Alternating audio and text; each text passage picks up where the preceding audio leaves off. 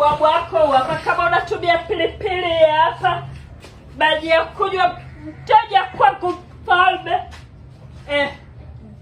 Karibu. Nilipe kabisa kwa sababu niko bize kidogo. Wewe nimekuagiza nini? Nini? Nimekuagiza ugali, umeleta wali. Huu wali nimekuambia lete ugali. Ukusema sasa kwa nini uko unataka wali na nyama au wali na samaki? Changanya. Nini? Changanya. Manaka hapa itakuwa kazi. Changanya vyote hivyo, ugali, samaki, nini, wewe changanya humo.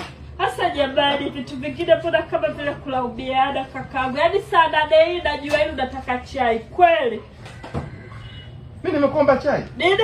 Mimi nimekuomba chai. Saa ngapi nimekuomba chai? Nimekuambia umeleta wali badala ya ugali. Si wali wewe uone. Nimekwambia lete ugali, mimi nakula ugali. Pilipili hapa, wewe mbona unakuwa somwelewa? Pilipili hapa, tumia unavyotaka wewe. Vijiti vya hapa ukimaliza. Kwani mama yenu yuko wapi? Mama yenu yuko wapi? Yule mama bonge yule yuko wapi? Mimi anihudumie. Shilingi 2000 sadi moja.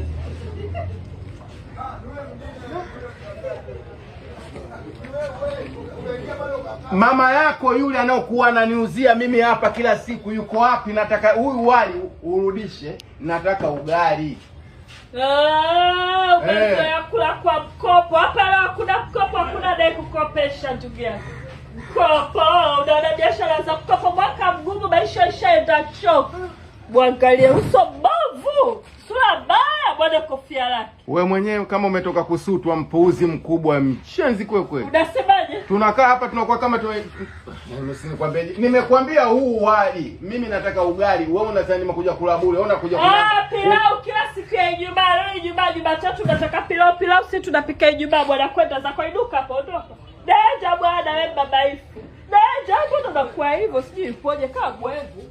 Una mpumbavu, mwangalie macho yake kama kenge. Wewe, leta huo chakula, leta kwanza chakula. Leta hicho chakula.